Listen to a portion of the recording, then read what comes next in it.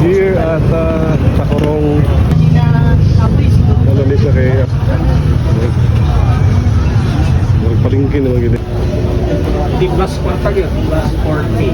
So mga 400 sa pikas. Hanapay 60. Hanapay 60. Eh, Dapat tapang ko lang. Ilahan na ni. Oh, ilahan na ni. Imbis nga tapang ko, inclusive na.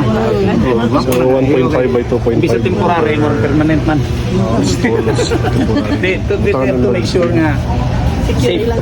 tama ka bitaw. Ibalin na lang mo. Pasok naman yung Akong bitaw. Ilawin sa turni. Diyan kaayo.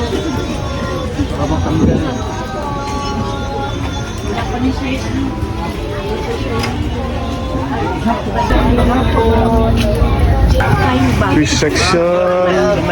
Pesto siya. Pero one week gihapon. One week gihapon na yun sa 10 days. Doon ka ba? Kunan mo ako ng ganda dito. Improve nila. So mo ni siya sila nang inisip. So stall at least 1.5 by 2.5. Then may hallway nga 1.5 meter pa siguro ni. 1.5 ba hallway? Okay. Pikas. So mo ni ang meat market. Meat section. Then sa pikas. Ito nga na dito, chicken. May chicken Tapos may dito. pork dito. Pork, hindi mo mapwede sabay ang itabi ang kwan.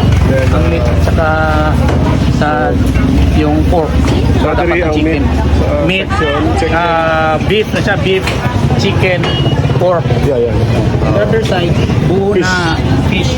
Fish na to. 90 stalls. 90 stalls all in all. Hindi, 90 ang fish, 90 po ng meat. So 90, 180. Yung naman sa dry, Mga na to itong dry na kwan siya, 144 na lang. 144 sa dry. Nandoon yung gulayan. Gulayan. Saka Gulayan at kasi saka sari-sari. sari-sari. Vegetable section. Mo na ni. Mga siya. 144. So mo ni karon ang mga kuanderi o bisita. Primark. Sibno.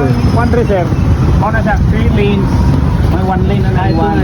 Tapos kwan siya single, bali 1 way lang. One way na lang dito. 1 way lang dito. tapos Talaga sana pag mag-ikot sila. Doon sa kabila, 1 way naman doon. Hindi na po. 1 way na po. Pero nang ikot. Road, originally, 1 way talaga yung ikot.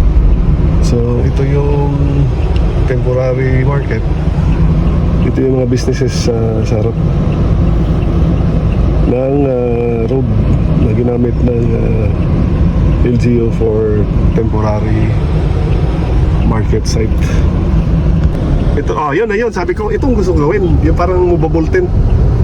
Oh, bakal lang oh. Okay. Oh. Hindi lang tayo magbaba. Yan. It's more on parang temporary. 1 way lang yan po.